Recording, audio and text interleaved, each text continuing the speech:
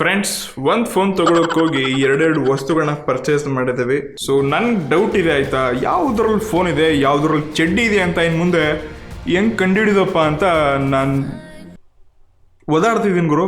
Actually ನನಗೆ ಈ photo ಈ ಜಾಗದಲ್ಲಿ ಇಷ್ಟ ಆಗಲಿಲ್ಲ. ರಿಯಲ್ಮಿ ಅವರು ಇದನ್ನ ಚೇಂಜ್ ಮಾಡಿದ್ರೆ ಬೆಟರ್ ಇರುತ್ತೆ ಅನ್ಕೋತೀನಿ, ಇಲ್ಲಾಂದ್ರೆ ಇದ್ರ ಮೇಲೆ ತುಂಬ ಮೀಮ್ಸ್ ಬರುತ್ತೆ ಸದ್ಯದಲ್ಲೇ. ಸದ್ಯಕ್ಕೆ ಈ ಫೋಟೋನ ನಾವು ಇಲ್ಲೇ ಇಟ್ಬಿಟ್ರೆ ಬೆಲೆ ಜಾಸ್ತಿ ಆಗುತ್ತೆ. ಅಟ್ಲೀಸ್ಟ್ ನಮ್ಮ ಡಾಕ್ಟರ್ ಫೋಟೋ ಏನಾದರೂ ಈ ಬಾಕ್ಸ್ ಮೇಲೆ ಹಾಕ್ತಿದ್ರು ಅಂತಂದರೆ ಏನೋ 1,000 ರೂಪಾಯಿ ಕಮ್ಮಿಗೆ ಸಿಗ್ತಿತ್ತು, 19,000 ರೂಪಾಯಿಗೆ ಫೋನ್ ಸಿಗ್ತಿತ್ತೇನೋ ಅನ್ಕೋತೀನಿ. ಸೊ ಬನ್ನಿ, ಎರಡರಲ್ಲಿ ಯಾವುದ್ರಲ್ಲಿ ಫೋನ್ ಇದೆ ಅಂತ ಹುಡ್ಕೋಣ.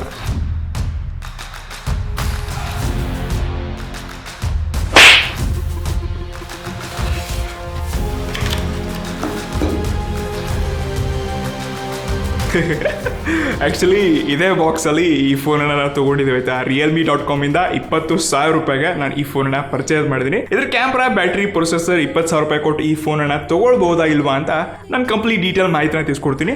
ಅದಕ್ಕೂ ಮುಂಚೆ ಈ ವಿಡಿಯೋಗೆ ನಾವು 2,000 ಲೈಕ್ಸ್ ಟಾರ್ಗೆಟ್ ಹಾಕ್ತಿದ್ವಿ. ಸೊ ನಿಮ್ಮ ಪ್ರೀತಿ ಬೆಂಬಲದಿಂದ ನಮ್ಮ ಲೈಕ್ಸ್ ಟಾರ್ಗೆಟ್ನ ಅಚೀವ್ ಮಾಡೋಕ್ಕೆ ಹೆಲ್ಪ್ ಮಾಡಿ. ಇನ್ನಷ್ಟು ಜನರ ಹತ್ರ ನಮ್ಮ ಆನೆಸ್ಟ್ ರಿವ್ಯೂಗಳು ನೋಡಕ್ಕೆ ಸಿಗತ್ತೆ, ಜನರಿಗೆ ಒಂದು ಒಳ್ಳೆಯ ವಿಷಯಗಳು ಗೊತ್ತಾಗತ್ತೆ ಅಂತ ನನ್ನ ಅಭಿಪ್ರಾಯ. ಸದ್ಯಕ್ಕೆ ಸ್ವಲ್ಪ ಹೊತ್ತಲ್ಲ, ಒಂದು ದಿವಸ ನಾನು ಇದನ್ನ ಯೂಸ್ ಮಾಡಿ ನಿಮ್ಮ ಮುಂದೆ ಬರ್ತೀನಿ.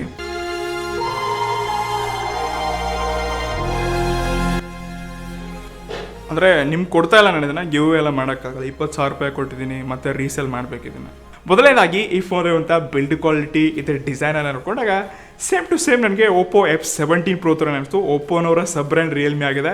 ಅವ್ರು R&Dಗೆ ತುಂಬ ದುಡ್ಡು ಖರ್ಚು ಮಾಡಿ ತುಂಬ ಕೆಲಸ ಮಾಡ್ತಾರೆ. ಅವ್ರು ಇದನ್ನ ಎತ್ತಾಕೊಂಡು ತಮ್ಮ ಫೋನ್ಸ್ಗಳಲ್ಲಿ ಹಾಕೊಂಡು ರಿಯಲ್ಮಿಗಳು ಹವಾ ಮಾಡ್ತಿದ್ದಾರೆ.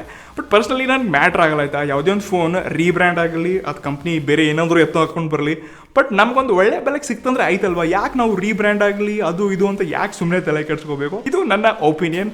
ಇದೊಂದು ಒಳ್ಳೆ ಬಿಲ್ಡ್ ಕ್ವಾಲಿಟಿ ಹೊಂದಿದೆ. ನಾನು 17 Proನಲ್ಲಿ ಕೂಡ ಯೂಸ್ ಮಾಡಿದ್ದೀನಿ. ಅದೇ ಮ್ಯಾಟ್ ಫಿನಿಶಿಂಗ್ ಇದೆ, ಜಾಸ್ತಿ ನಿಮಗೆ ಫಿಂಗರ್ ಪ್ರಿಂಟ್ಸ್ ಎಲ್ಲ ಬೀಳಲ್ಲ. ಇದ್ರ ಡಿಸೈನ್ ಬಗ್ಗೆ ನನಗೆ ಯಾವುದೂ ಕನ್ಫ್ಯೂಷನ್ ಇಲ್ಲ. ಬಟ್ ಇದು ಕಂಪ್ಲೀಟ್ಲಿ ಪ್ಯೂರ್ ಎಲ್ಲ ಪಾಲಿಕಾರ್ಬನೇಟ್ ಪ್ಲಾಸ್ಟಿಕ್ ಬ್ಯಾಕ್ ಪ್ಯಾನಲ್ ನೋಡ್ತಾ ಇದ್ವಿ. ಇಲ್ಲಿ ಸ್ವಲ್ಪ ಏನಾದರೂ ಗ್ಲಾಸ್ ಮತ್ತು ಮೆಟಲ್ ಫಿನಿಶಿಂಗ್ ಕೊಡ್ತಿದ್ರು ಅಂತಂದರೆ ಸ್ವಲ್ಪ ಮಾರ್ಕೆಟಲ್ಲಿ ಏನೋ ಡಿಫ್ರೆಂಟ್ ವ್ಯಾಲ್ಯೂ ಇರ್ತಿತ್ತು ರಿಯಲ್ಮಿಗೆ. ಇನ್ನು ಈ ಫೋನಲ್ಲಿರುವಂಥ ಡಿಸ್ಪ್ಲೇ ಬಗ್ಗೆ ಮಾರ್ಕೆಟಲ್ಲಿ ತುಂಬ ಹೈಪ್ ಹುಡ್ಸೋದನ್ನು ನಾವೆಲ್ಲ ನೋಡಿದ್ವಿ. ಇದರಲ್ಲಿ ಆಮ್ಲೆಡ್ ಪ್ಯಾನಲ್ ಕೊಡ್ತಿದ್ದಾರೆ. 6.4 ಇಂಚಸ್ ಇರುವಂಥ ಪಂಚ್ ಹೋಲ್ ಡಿಸ್ಪ್ಲೇ ನೋಡ್ತಾ ಇದ್ವಿ. ಈಗಾಗಲೇ ಮಾರ್ಕೆಟಲ್ಲಿ ಈ ಪ್ರೈಸ್ ರೇಂಜಲ್ಲಿ 20,000 ರೂಪಾಯಿ ಕೊಡ್ತಾ ಇದ್ವಿ ಗುರು. ಆಬ್ವಿಯಸ್ಲಿ ಆಮ್ಲೆಡ್ ಪ್ಯಾನಲ್ ಬೇಕೇ ಬೇಕು. ಯಾರು ಕೊಡ್ತಿಲ್ಲ ಹೇಳಿ 20,000 ರೂಪಾಯಿಗೆ. ರೀಸೆಂಟ್ಲಿ ನಾವೆಲ್ಲ ಸ್ಯಾಮ್ಸಂಗ್ M31s ನೋಡಿದ್ವಿ, ಮಿಡಲ್ ಪಂಚ್ ಹೋಲ್ ಒಂದಿಗೆ ಗ್ರೇಟ್ ಡಿಸ್ಪ್ಲೇ ಇತ್ತು. ಅದು ಒಂದು ಬೆಸ್ಟ್ ಡಿಸ್ಪ್ಲೇ ಅಂತ ಹಾಕ್ಬೋದು. ಅದಕ್ಕೆಲ್ಲ ಕಂಪೇರ್ ಮಾಡಿದ್ವಿ, ಪ್ರೈಸ್ ನೋಡ್ಕೊಂಡ್ವಿ. ಉಳಿದಿರುವಂಥ ಈ ಫೋನ್ ಪ್ರೊಸೆಸರ್, ಬ್ಯಾಟ್ರಿ, ಸ್ಪೆಸಿಫಿಕೇಶನ್ ಎಲ್ಲ ನೋಡಿಕೊಂಡು ಈ ಫೋನಲ್ಲಿ ಒಂದು ಬೆಸ್ಟ್ ಡಿಸ್ಪ್ಲೇ ಅಂತ ಹೇಳಕ್ಕೆ ಇಷ್ಟಪಡ್ತೀನಿ. ಆದರೂ ಸ್ವಲ್ಪ ಕಂಜ್ಯೂಸಿ ಮಾಡಿದ್ದಾರೆ. ಇದರಲ್ಲಿ ಗೋರಿಲ್ಲಾ ಗ್ಲಾಸ್ 3 ಪ್ರೊಟೆಕ್ಷನ್ ಕೊಡ್ತಿದ್ದಾರೆ. ಈಗಾಗಲೇ ತುಂಬ ಫೋನ್ಸ್ಗಳಿತ್ತು 15,000 ರೂಪಾಯಿಗೆ, 13,000 ರೂಪಾಯಿಗೆ. ಅಲ್ಲೆಲ್ಲ ಗೋರಿಲ್ಲಾ ಗ್ಲಾಸ್ 5 ಪ್ರೊಟೆಕ್ಷನ್ ಇದೆ. ಬಟ್ ಯಾಕೇನೋ ಇಲ್ಲಿ ಸ್ವಲ್ಪ ಕಂಜ್ಯೂಸಿ ಮಾಡಿದ್ರೆ ಅಂತ ನನಗೆ ಗೊತ್ತಾಗಲಿಲ್ಲ. ಕಾರಣ 20,000 ರೂಪಾಯಿ ಕೊಡ್ತಾ ಇದ್ವಿ, ಇಲ್ಲಿ ಎಕ್ಸ್ಟ್ರಾ ಏನೋ 90 Hz ಜೊತೆ 120 ಸಿಗ್ತಾ ಇಲ್ಲ. ಆಮ್ಲೆಡ್ ಪ್ಯಾನಲ್ ಕೊಡ್ತಿದ್ದಾರೆ, ಓಕೆ, ಇದೊಂದು ಬೆಸ್ಟ್ ಡಿಸ್ಪ್ಲೇ. ಮತ್ತೊಂದು ವಿಷಯ ಮಾಡ್ತಿದ್ದೆ, ಈ ಫೋನಲ್ಲಿ ಇನ್ ಸ್ಕ್ರೀನ್ ಫಿಂಗರ್ ಪ್ರಿಂಟ್ ಕಡೆ ಕೊಡ್ತಿದ್ದಾರೆ. ಇಲ್ಲಿ ತುಂಬ ಕ್ವಿಕ್ ಆಗಿ ಮತ್ತು ತುಂಬ ಫಾಸ್ಟ್ ಆಗಿ ಅನ್ಲಾಕ್ ಆಗೋದನ್ನ ನೀವು ಕಾಣ್ತಿದ್ದೀರಾ. ಇದರಲ್ಲಿ ಫೇಸ್ ID ಕೂಡ ತುಂಬ ಕ್ವಿಕ್ ಆಗಿ ಅನ್ಲಾಕ್ ಆಗೋದನ್ನ ನೋಡ್ತಾ ಇದ್ವಿ. ನನಗೆ ಈ ಫೋನಲ್ಲಿರುವಂಥ ಸ್ಪೀಕರ್ ಅದ್ಭುತ ಅಂತ ಅನ್ಸ್ಬಿಡ್ತು. ಎರಡೂ ಕಡೆ ಸ್ಪೀಕರ್ನ ಕೊಡ್ತಿದ್ದಾರೆ, ಕೆಳಗಡೆ ಮತ್ತು ಮೇಲೆ. ನೀವು ವಿಡಿಯೋಗಳು ನೋಡಬೇಕಾದ್ರೆ ಮತ್ತು ಕೆಲವೊಂದು ಸಾಂಗ್ಸ್ಗಳನ್ನ ಕೇಳಬೇಕಾದ್ರೆ ಸ್ವಲ್ಪ ಡಿಫ್ರೆಂಟ್ ಆಗಿ ಫೀಲ್ ಇರುತ್ತೆ. ಎರಡೆರಡು ಸ್ಪೀಕರಿಂದ ತುಂಬ ಲೌಡ್ ಸೌಂಡ್ ಇದೆ. ನನಗಂತೂ ಎಕ್ಸ್ಪೀರಿಯನ್ಸ್ ತುಂಬ ಚೆನ್ನಾಗಿತ್ತು. ಈ ಫೋನ್ ಇರುವಂಥ ಸ್ಪೀಕರ್ ನನಗೆ ತುಂಬ ಅಂದರೆ ತುಂಬ ಇಷ್ಟ ಆಯಿತು. ಇನ್ನು ಈ ಫೋನಲ್ಲಿರುವಂಥ ಕ್ಯಾಮ್ರಾ ಬಗ್ಗೆ ನಾನು ಇನ್ ಡೆಪ್ತ್ ಆಗಿ ನಿಮಗೆ ತುಂಬ ಡೀಟೇಲ್ಸ್ಗಳನ್ನ ಕೊಡಬೇಕು. ಇಷ್ಟೆಲ್ಲ ನಾನು ಕ್ಯಾಮ್ರಾ ಕಂಪ್ಯಾರಿಸನ್ ಕೂಡ ಮಾಡೋಕ್ಕೆ ಇಷ್ಟಪಡ್ತೀನಿ. ಬಟ್ ಈ ವಿಡಿಯೋನೆಲ್ಲ ಅದಕ್ಕೊಂದು ಡೆಡಿಕೇಟೆಡ್ ವಿಡಿಯೋ ಮಾಡ್ತೀನಿ. ಸದ್ಯಕ್ಕೆ ಈ ಫೋನಲ್ಲಿ 64 ಮೆಗಾ ಪಿಕ್ಸಲ್ನ ಸೋನಿ IMX 682 ಸೆನ್ಸರ್ ನೋಡ್ತಾ ಇದ್ವಿ. ಸೇಮ್ ಇದೇ ಸೆನ್ಸರ್ ನಾವು ಆಲ್ರೆಡಿ ಇವಾಗ ಸದ್ಯಕ್ಕೆ ಸ್ಯಾಮ್ಸಂಗ್ M31s ಏನು ಲಾಂಚ್ ಆಗಿತ್ತು ಆ ಫೋನಲ್ಲಿ ಕೂಡ ನಾನು ಕಂಡಿದ್ದೀನಿ. ತುಂಬ ಯೂಸ್ ಮಾಡಿದ್ದೀನಿ, ತುಂಬ ಅದ್ರ ಬಗ್ಗೆ ವಿಷಯಗಳನ್ನ ತಿಳ್ಕೊಂಡಿದ್ದೀನಿ. ಅದಕ್ಕೂ ಇದಕ್ಕೂ ನಾನು ಹೋಲಿಸಿದೆ ಅಂತಂದರೆ ತುಂಬ ಅಜಗಜಾಂತರ ವ್ಯತ್ಯಾಸಗಳನ್ನ ನೋಡ್ತೀವಿ.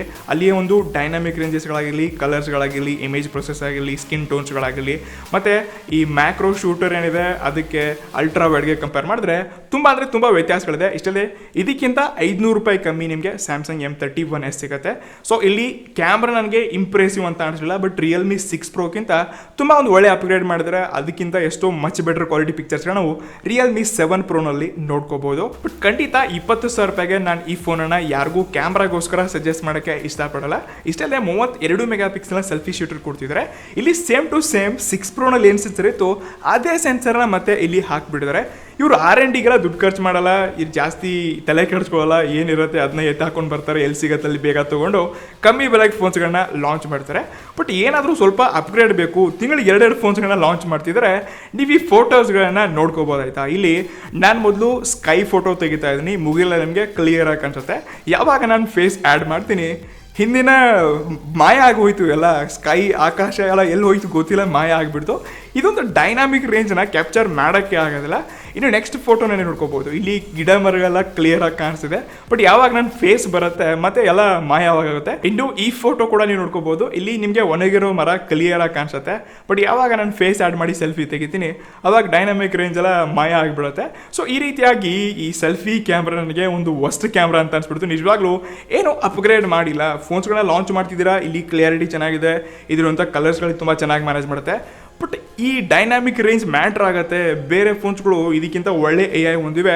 ನನಗೆ ಈ ಸೆಲ್ಫಿ ಕ್ಯಾಮ್ರಾ ಇಷ್ಟ ಆಗಲಿಲ್ಲ. ಇಷ್ಟೆಲ್ಲ ನೀವು ವೀಡಿಯೋನಲ್ಲಿ ಕೂಡ ನೋಡ್ಕೋಬೋದು. ನಾನು ಯಾವಾಗ ವೀಡಿಯೋ ಶೂಟ್ ಮಾಡ್ತಾ ಇರ್ತೀನಿ ಆವಾಗ ನನ್ನ ಮುಖ ತೋರಿಸಿದೆ ಅಂತಂದರೆ ನನ್ನ ಮುಖ ಕ್ಲಿಯರಾಗಿ ಬರುತ್ತೆ. ಬಟ್ ಹಿಂದಿನ ಡೈನಾಮಿಕ್ ರೇಂಜ್ ಎಲ್ಲ ಕಂಪ್ಲೀಟ್ಲಿ ಬ್ಲ್ಯಾಕ್ ಆಗುತ್ತೆ.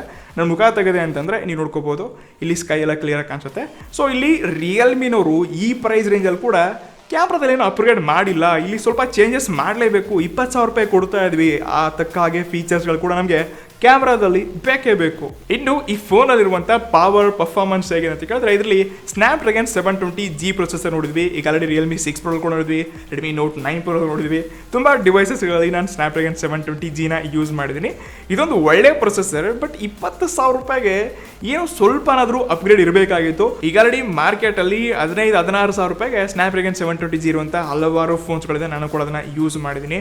ಸೊ ಈ ಪ್ರೈಸ್ ರೇಂಜಲ್ಲಿ ಸ್ವಲ್ಪ ಆದರೂ ಏನೋ ಚೇಂಜಸ್ ಮಾಡಬೇಕಾಗಿತ್ತು ಅಂತ ನನಗೆ ಅನ್ಸುತ್ತೆ. ಇನ್ನು ಕೊನೆಯದಾಗಿ ಈ ಸ್ಮಾರ್ಟ್ ಫೋನ್ ಇರುವಂಥ ಮತ್ತೊಂದು ಹೈಲೈಟೆಡ್ ಫೀಚರ್ ಅಪ್ಪ ಅಂತಂದರೆ 4500 mAh ಬ್ಯಾಟ್ರಿಯೊಂದಿಗೆ 65 ವ್ಯಾಟ್ನ ಪವರ್ ನಮಗೆ ಬಾಕ್ಸ್ ಒಳಗೆ ಕೊಡ್ತಿದ್ದಾರೆ. ಇಲ್ಲಿ ತುಂಬ ಗ್ರೇಟ್ ಫಾಸ್ಟ್ ಚಾರ್ಜಿಂಗ್ನ ನೋಡ್ತಾ ಇದ್ವಿ. ನಿಜವಾಗ್ಲೂ ರಿಯಲ್ಮಿ ಇಲ್ಲೊಂದು ಒಳ್ಳೆ ಅದ್ಭುತ ಕೆಲಸ ಮಾಡಿದ್ದಾರೆ. ಇಷ್ಟಲ್ಲೇ ಓಪೋನವ್ರು ಮಾಡಿರ್ತಾರೆ, ಅದನ್ನೇ ಕ್ಯಾಚ್ ಹಾಕೊಂಡು ಇಲ್ಲಿ ಇವರು ಬರ್ತಾರೆ. ಬಟ್ ಅದು ಮ್ಯಾಟ್ರ್ ಆಗಲ್ಲ ಆಯ್ತಾ. ಬಟ್ ಕಂಪ್ಲೀಟ್ಲಿ 20,000 ರೂಪಾಯಿ ಕೊಟ್ಟು ನಾನು Realme 7 Proನ ಕೊಂಡುಕೊಳ್ಬಹುದಾ ಅಂತ ನೀವು ಕೇಳ್ತಿದ್ರೆ ಅಂತಂದ್ರೆ ಸ್ಯಾಮ್ಸಂಗ್ M31s ಅಲ್ಲಿ ಇದಕ್ಕಿಂತ ತುಂಬಾ ಒಳ್ಳೆ ಡಿಸ್ಪ್ಲೇ ನೋಡ್ತಾ ಇದ್ವಿ, ಒಳ್ಳೆ ಬ್ಯಾಟ್ರಿ ಲೈಫ್ ನೋಡ್ತಾ ಇದ್ವಿ. ಕ್ಯಾಮ್ರಾಗೆ ಹೋದ್ವಿ ಅಂತಂದ್ರೆ ಗಜಾಂತರ ವ್ಯತ್ಯಾಸಗಳಿದೆ.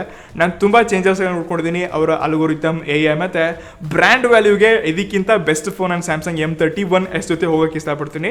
ಬಟ್ ಒನ್ ಥಿಂಗ್ ಕಮ್ಮಿ ಅಂತ ಅಂತಂದ್ರೆ ಅದು ಪ್ರೊಸೆಸರ್. ಯಾವುದೇ ಮೊಬೈಲ್ನ ಪಾರ್ಟ್ ಒಂದು ಬೆಸ್ಟ್ ಇರಬೇಕಾಗತ್ತೆ ಅಂದರೆ ಅದು ಪ್ರೊಸೆಸರ್. ಅಲ್ಲಿ ಕೂಡ ಒಂದು ಒಳ್ಳೆ ಪ್ರೊಸೆಸರ್ ಇದೆ, ಬಟ್ ಅದು ಇಂಪ್ರೆಸಿವ್ ಇಲ್ಲ ಆಯ್ತಾ. ಅದರಲ್ಲಿ ಹೆವಿ ಗೇಮ್ ಎಲ್ಲ ಆಟ ಆಡೋಕ್ಕಾಗಲ್ಲ. ಅದೊಂದು ಪ್ರಾಬ್ಲಮ್ ಬಿಟ್ಟರೆ ಕ್ಯಾಮ್ರಾ, ಬ್ಯಾಟ್ರಿ ಮತ್ತು ಡಿಸ್ಪ್ಲೇಗೋಸ್ಕರ ಸ್ಯಾಮ್ಸಂಗ್ M31 ಬೆಟರ್ ಅಂತ ಹಾಕ್ಬೋದು. ಇದಕ್ಕಿಂತ 2,000 ರೂಪಾಯಿ ಕಮ್ಮಿಗೆ ನಿಮಗೆ ಈಗಲ್ಲಿ ಮಾರ್ಕೆಟಲ್ಲಿ Poco X2, Moto One Fusion Plus best ಆಪ್ಷನ್ಸ್ಗಳಿದೆ. ಸೊ ಕಂಪ್ಲೀಟ್ಲಿ ಇದು ಎಲ್ಲೋ ಒಂದು ಫೋನ್ ಯಾವಾಗೋ ಲಾಂಚ್ ಆಗಿರುವಂಥ ಒಂದು ಫೋನ್ ಆಪ್ಷನ್ ಇದೆಯಪ್ಪ ನಮ್ಮ ಮಾರ್ಕೆಟಲ್ಲಿ ಇದೆ ಅನ್ನೋ ಹಾಗೆ ಈ ಫೋನನ್ನು ರಿಯಲ್ಮಿನವರು ಲಾಂಚ್ ಮಾಡಿದ್ದಾರೆ ಅಂತ ನನ್ನ ಆನೆಸ್ಟ್ ಒಪಿನಿಯನ್ ತಿಳಿಸ್ಕೊಡುತ್ತೆ. ಬಟ್ ಇದೇನು ಹೊಸದಾಗಿದೆ, ಬೇರೆ ಫೋನ್ಸ್ಗಳಿಗಿಂತ ತುಂಬ ಡಿಫ್ರೆಂಟ್ ಆಗಿದೆ. ಈ ಫೋನನ್ನು ನಾವು ಕೊಂಡ್ಕೊಂಡ್ರೆ ನಮ್ಮ ದುಡ್ಡಿಗೆ ವರ್ತಪ್ಪ ಅಂತ ಅನ್ನೋ ಹಾಗೆ ನನಗೆ ಯಾವುದೇ ಫೀಚರ್ ಈ ಫೋನಲ್ಲಿ ಅನಿಸಿಲ್ಲ. ಸೊ ಇದಷ್ಟು ನನ್ನ ಆನೆಸ್ಟ್ ಒಪಿನಿಯನ್ ಆಗಿತ್ತು. ಈ ಫೋನನ್ನು ಇನ್ನಷ್ಟು ಪೋಕೋ X2 ಜೊತೆ ಆಗಲಿ, ನನ್ನ ಹತ್ರ ಇನ್ನೊಂದು ಕೆಲವೊಂದು ಫೋನ್ಸ್ಗಳಿದೆ ಅದರ ಜೊತೆ ಕಂಪೇರ್ ಮಾಡಿ ಆದಷ್ಟು ಇನ್ ಡೆಪ್ತ್ ಆಗಿ ನನ್ನ ಆನೆಸ್ಟ್ ಒಪಿನಿಯನ್ ನಿಮ್ಮ ಜೊತೆ ಕನ್ನಡದಲ್ಲಿ ಶೇರ್ ಮಾಡೋಕ್ಕೆ ಇಷ್ಟಪಡ್ತಾ ಇದ್ದೀನಿ. ಇನ್ನೂ ನೆಕ್ಸ್ಟ್ ಲೆವೆಲ್ ವಿಷಯಗಳೆಲ್ಲ ತುಂಬ ಬರಲಿದೆ. ಸೊ ಅದಕ್ಕೆ ನಿಮ್ಮ ಲೈಕ್ಸ್ಗಳ ಬೆಂಬಲ ನಮ್ಗೆ ಬೇಕು, ಕಮೆಂಟ್ಸ್ಗಳ ಬೆಂಬಲ ಬೇಕು. ಸಪೋರ್ಟ್ ಮಾಡಿ. ಸಿಗೋಣ. ಪೀಸ್.